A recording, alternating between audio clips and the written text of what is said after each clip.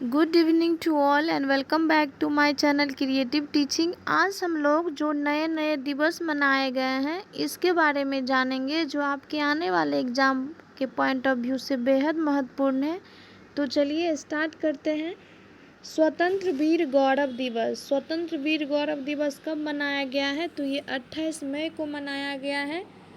जो महाराष्ट्र सरकार है इसके द्वारा प्रत्येक साल बी.डी. सावरकर की जयंती के दिवस पे स्वतंत्र वीर गौरव दिवस के रूप में मनाए जाने की घोषणा 28 मई को की गई है। इसे ज़रूर याद रखिएगा।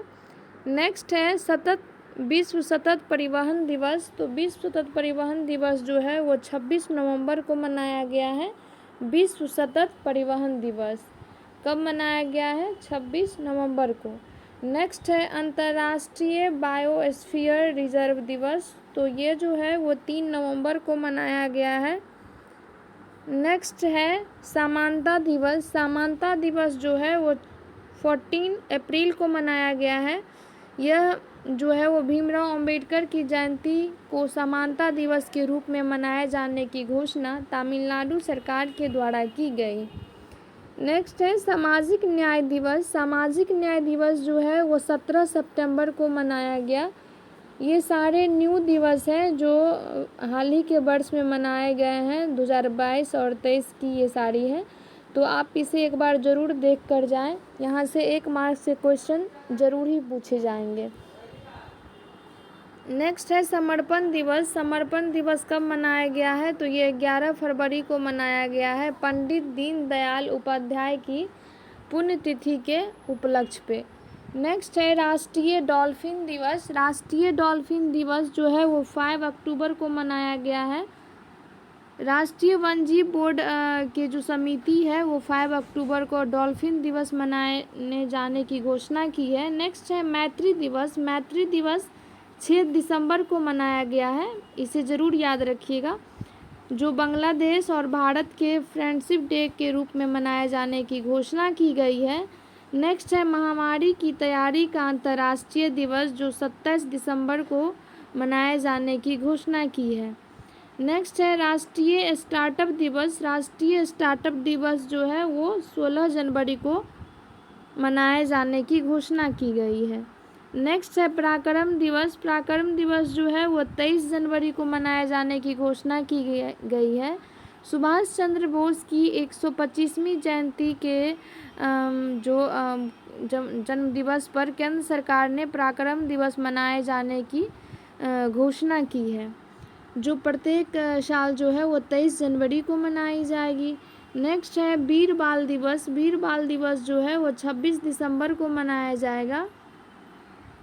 नेक्स्ट है विभाजन विभाजिका स्मृति दिवस। तो ये 14 अगस्त को मनाया जाएगा।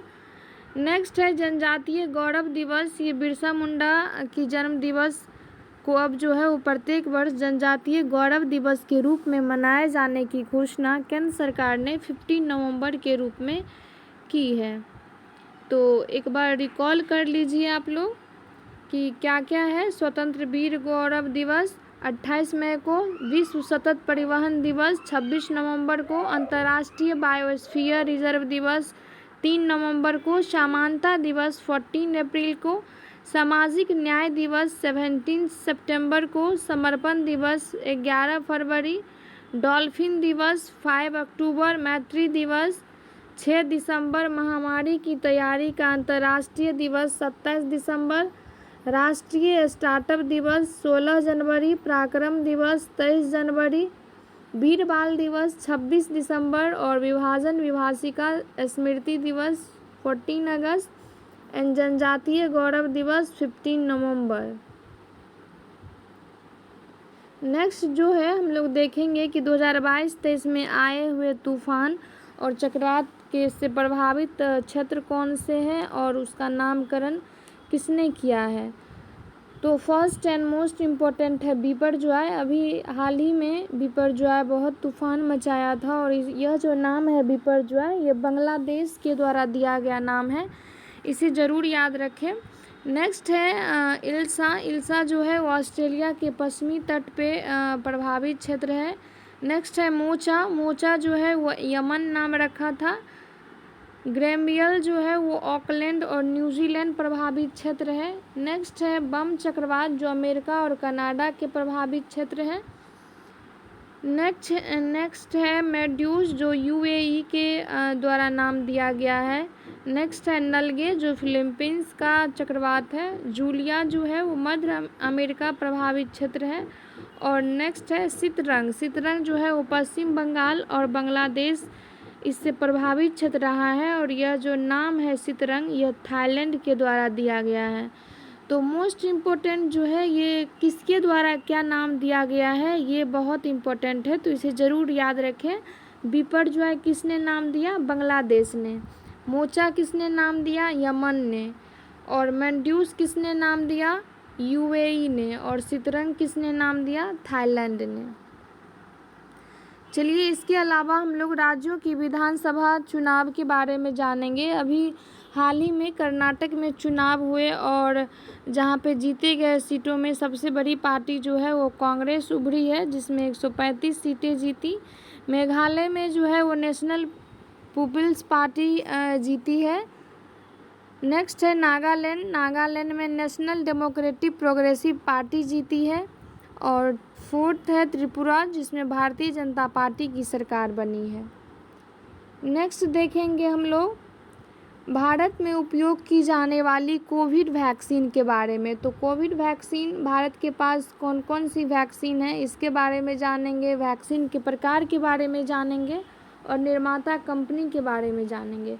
तो इनकोवैक जो है वो इंट्रानेजल वैक्सीन है और ये भारत बायोटेक के द्वारा बनाया गया है इनकोवैक। नेक्स्ट है एनेकोवैक्स जो है वो इनएक्टिवेटेड SARS-CoV-2 डेल्टा की प्रकार है जिसे ICAR और NRC के द्वारा बनाया गया है। थर्ड है कोविशील्ड जो है वो non replicating adeno virus vector का प्रकार है जो सीरम इंस्टीट्यूट ऑफ इंडिया और ICMR के द्वारा बनाया गया है। नेक्स्ट है कोवैक्सीन जो है वो इनएक्टिवेटेड पैथोजन जो है वो बेस्ट है और इसे जो बनाया है वो भारत बायोटेक और ICMR के द्वारा बनाया गया है। नेक्स्ट है रूस का स्पुतनिक 5 जो नॉन रिप्लिकेटिंग वायरल वैक्सीन है जिसे गैमेलिया रिसर्च इंस्टीट्यूट ने बनाया है। नेक्स्ट है अमेरिका का मॉडर्ना वैक्सीन, ये mRNA का प्रकार है जिसे मॉडर्ना द्वारा बनाया गया है। तो चलिए एक बार रिकॉल करते हैं, इनकोवैक को किसने बनाया है, भारत बायोटेक ने। एनकोवैक्स को किसने बनाया है, ICAR प्लस NRC ने। कोविशील्ड को किसने बनाया है, serum institute of India and ICMR ने। कोवैक्सीन को किसने बनाया है, भारत बायोटेक और ICMR। रूस का स्पुतनिक 5 किसने बनाया है, तो गैमेलिया रिसर्च इंस्टीट्यूट ने। अमेरिका का मॉडर्ना वैक्सीन जो है वो मॉडर्ना के द्वारा बनाया गया है।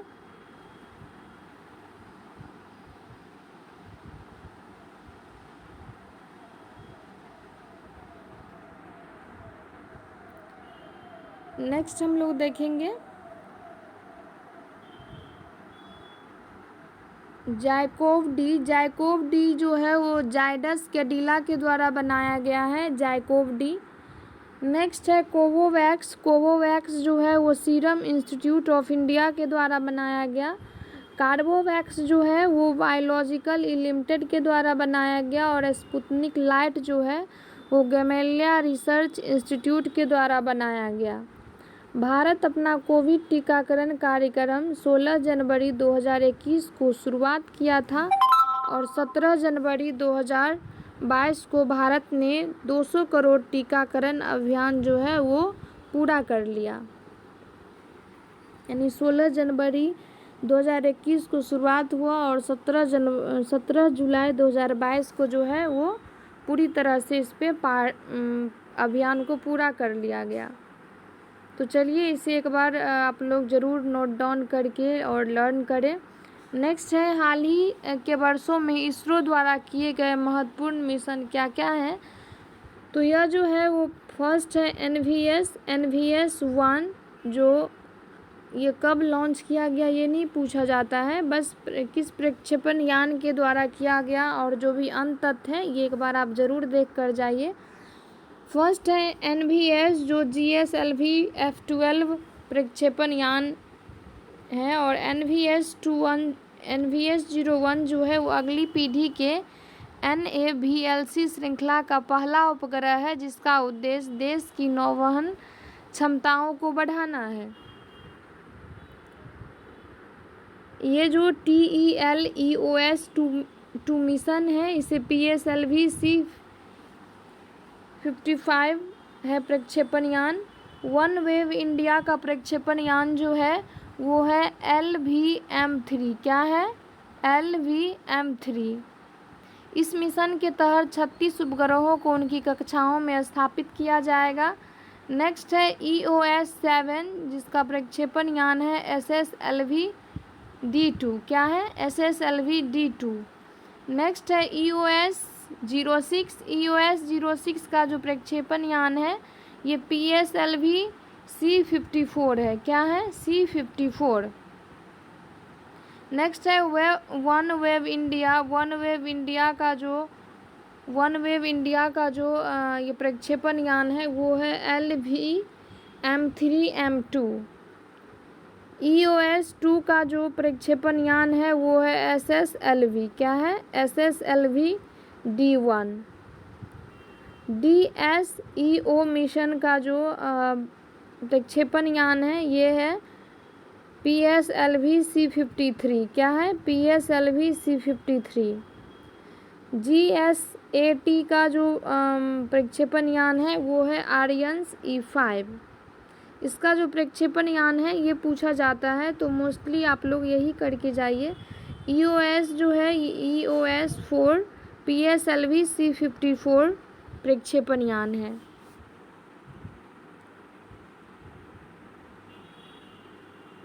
नेक्स्ट देखेंगे विभिन्न ऑपरेशंस के बारे में।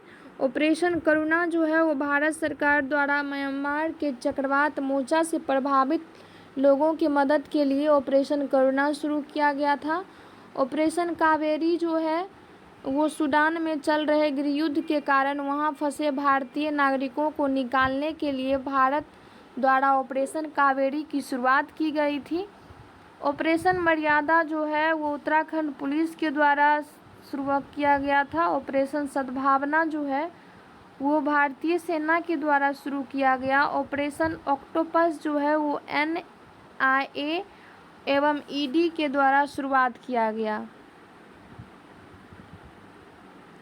ऑपरेशन दोस्त भारत सरकार ने तुर्की और सीरिया में आए भूकंप से प्रभावित लोगों की मदद के लिए भारत सरकार द्वारा ऑपरेशन दोस्त चलाया गया। ऑपरेशन गरुड़ जो है वो CBI और NCB के द्वारा चालू किया गया। ऑपरेशन गरुड़। ऑपरेशन मेघ चक्र जो है वो CBI के द्वारा चलाया गया, जो बाल यौन शोषण से जुड़ी सामग्री को ऑनलाइन प्रसारित करने वालों के खिलाफ कार्रवाई करना। नेक्स्ट है ऑपरेशन नारकोस। ऑपरेशन नारकोस जो है वो रेलवे सुरक्षा बल के द्वारा चलाया गया। ऑपरेशन मिशन अमानत जो है वो भारतीय रेलवे के द्वारा चलाया गया। ऑपरेशन उपलब्ध जो है वो रेलवे सुरक्षा बल के द्वारा चलाया गया। ऑपरेशन गंगा केंद्र सरकार के द्वारा चलाया गया। तो चलिए एक बार हम लोग फिर से रिकॉल करते हैं। ऑपरेशन करुणा जो म्यांमार के चक्रवात से करने के लिए केंद्र सरकार के द्वारा किया गया। कावेरी जो है वो सूडान में भारत सरकार द्वारा चलाया गया। मर्यादा जो है उत्तराखंड पुलिस के द्वारा। सद्भावना जो है वो सेना के द्वारा। ऑक्टोपस NAI और ED के द्वारा चलाया गया। ऑपरेशन दोस्त भारत सरकार तुर्की और सीरिया के प्रभावित क्षेत्रों के लिए किया गया था। और गरुड़ जो है वो CBI और NCB के द्वारा किया गया। ऑपरेशन मेघ चक्र जो है वो CBI के द्वारा किया गया। ऑपरेशन नारकोस जो है वो रेलवे सुरक्षा बल के द्वारा किया गया। ऑपरेशन मिशन अमानत जो है वो भारतीय रेलवे के द्वारा किया गया। और ऑपरेशन उपलब्ध जो है वो रेलवे सुरक्षा बल के द्वारा किया गया। ऑपरेशन गंगा केंद्र सरकार द्वारा रूस यूक्रेन युद्ध के कारण भारत सरकार ने यूक्रेन से भारतीय नागरिकों को निकालने के लिए ऑपरेशन गंगा की शुरुआत की। ऑपरेशन दोस्त से संबंधित कुछ इम्पोर्टेंट फैक्ट है जिसे आप लोग ज़रूर ध्यान रखें। तुर्की और सीरिया में 6 फरवरी 2023 को 7.8 रिएक्टर तीव्रता वाला भूकंप आया था और इसके बचाव में जो है वो आपदा मोचन बल NDRF के टीमों को भेजा गया और भारतीय वायुसेना के C-17 ग्लोब मास्टर विमान को इस ऑपरेशन में लगाया गया, इसीलिए इसका जो नाम है वो ऑपरेशन दोस्त रखा गया। ऑपरेशन गंगा जो है वो 26 फरवरी 2022 को भारत सरकार द्वारा विदेश मंत्रालय के सहयोग से ऑपरेशन गंगा की शुरुआत की गई। इसका उद्देश्य यूक्रेन में फंसे लोगों और छात्रों को बाहर निकालना था। भारत ने इस ऑपरेशन के तहत 2300 से अधिक भारतीय नागरिकों के साथ साथ 18 देशों के 147 विदेशी नागरिकों को भी यूक्रेन से सफलतापूर्वक सुरक्षित निकाला। रूस के द्वारा घोषित 2 स्वतंत्र क्षेत्र डोनेट्स्क और लुहांस्क यूक्रेन के उत्तर पूर्वी भाग का हिस्सा है।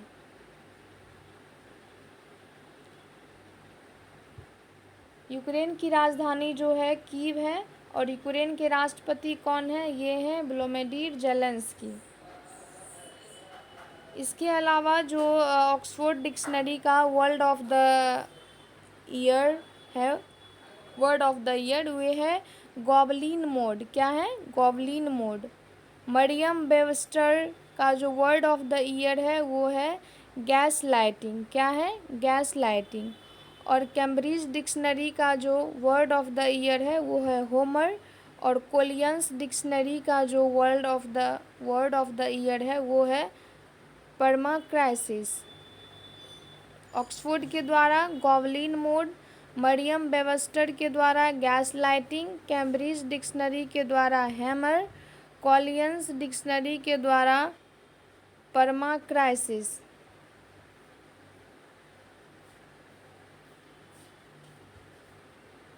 नेक्स्ट देखेंगे कि विश्व के प्रमुख पदों पर नियुक्त होने वाली महिलाएं। सेलेस्टे सैलो अर्जेंटीना की है, विश्व मौसम विज्ञान संगठन की पहली महिला सचिव बनी है सेलेस्टे सैलो। मैनुएला रोकोबोटो जो है वो इक्वेटोरियल गिनी की पहली महिला प्रधानमंत्री बनी है मैनुएला रोकोबोटो। दीना बुलवर्ट जो है वो पेरू की पहली महिला राष्ट्रपति बनी है।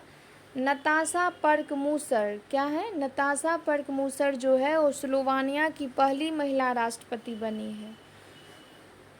जॉर्जिया मेलेनी जो है वो इटली की पहली महिला प्रधानमंत्री बनी है। रियाना बर्नाबी जो है वो सऊदी अरब की पहली महिला अंतरिक्ष यात्री बनी है। नौरा अल मतरोसी जो है वो UAE की पहली महिला अंतरिक्ष यात्री बनी है। सना रामचंद्र गुलवानी जो है वो पाकिस्तान की पहली हिंदू महिला बनी है, असिस्टेंट कमिश्नर बनी है सना रामचंद्र गुलवानी। नेक्स्ट जो वन लाइनर है इसके बारे में चर्चा कर लेते हैं। प्रधानमंत्री मोदी ने रेडियो कार्यक्रम मन की बात की 100 एपिसोड पूरे होने पर जनशक्ति प्रदर्शन का उद्घाटन किया। इसमें 12 भारतीय कलाकारों की कलाकृतियों को प्रदर्शित किया गया। कौन सी उद्घाटन किया गया? जनशक्ति प्रदर्शनी का। हाल ही में दिल्ली सरकार ने ग्रीष्म ऋतु में वायु प्रदूषण से निपटने के लिए समर एक्शन प्लान जारी किया। इसका मुख्य उद्देश्य धूल की समस्या का प्रबंधन करना है। नेक्स्ट है भारत ने पेट्रोकेमिकल के क्षेत्र में आत्मनिर्भर बनाने के लिए महाराष्ट्र के रत्नागिरी जिले में दुनिया की सबसे बड़े रिफाइनरी कॉम्प्लेक्स बनाया जाएगा। स्वच्छ भारत मिशन के तहत केरल का वायनाड जिला भारत का पहला ODF+ जिला बन गया है। नेक्स्ट है रेल मंत्रालय द्वारा जनता की शिकायतों के त्वरित निवारण के लिए रेल वॉर रूम की स्थापना की गई है। यहाँ जनता की शिकायतें प्रदर्शित की जाएगी तथा कड़ी निगरानी की जाएगी। नेक्स्ट है यमुना प्राधिकरण ने भारत में पहली पॉड टैक्सी परियोजना को मंजूरी दी है। यह टैक्सी सड़क से अलग एक ट्रैक पर चलेगी और बिजली द्वारा संचालित होगी। भारतीय पुरातत्व सर्वेक्षण ओडिशा के साथ कपिलेश्वर मंदिर को संरक्षित स्मारकों की सूची में जोड़ने का निर्णय लिया। हाल ही में उत्तर प्रदेश के राज्यों में 5G तकनीक को बढ़ावा देने के लिए युवाओं को इसके बारे में प्रशिक्षित करने के लिए 5G टेक्नोलॉजी ट्रेनिंग प्रोग्राम शुरू किया गया। नेक्स्ट है गाजियाबाद अलीगढ़ एक्सप्रेस पर NHAI ने बिटुमिनस कंक्रीट का उपयोग कर 100 घंटे में 100 किलोमीटर सड़क का निर्माण कर महत्वपूर्ण उपलब्धि हासिल की।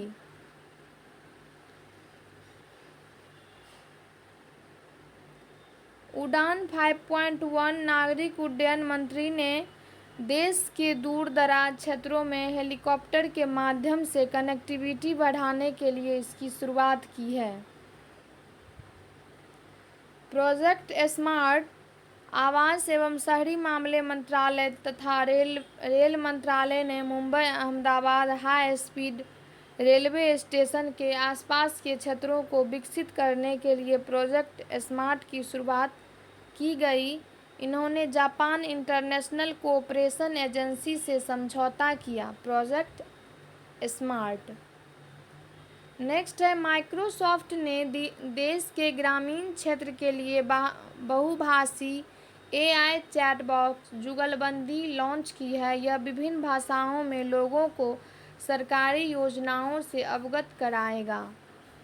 नेक्स्ट है भारतमाला परियोजना के तहत असम के जोगीघोपा में भारत का पहला अंतर्राष्ट्रीय मल्टी मॉडल लॉजिस्टिक पार्क बनाया जाएगा, जिसका उद्देश्य भारत के पड़ोसी देशों के साथ व्यापार को बढ़ावा देना है।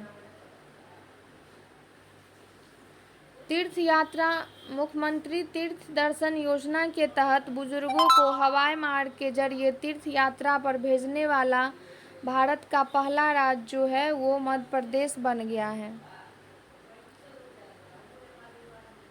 नेक्स्ट है हाल ही में राष्ट्रीय डेयरी अनुसंधान संस्थान करनाल ने भारत में पहली बार गाय की देसी नस्ल गिर को क्लोन बछड़ा तैयार किया गया है, जिसका नाम गंगा है। यह गाय प्रतिदिन 15 लीटर दूध का उत्पादन कर सकती है।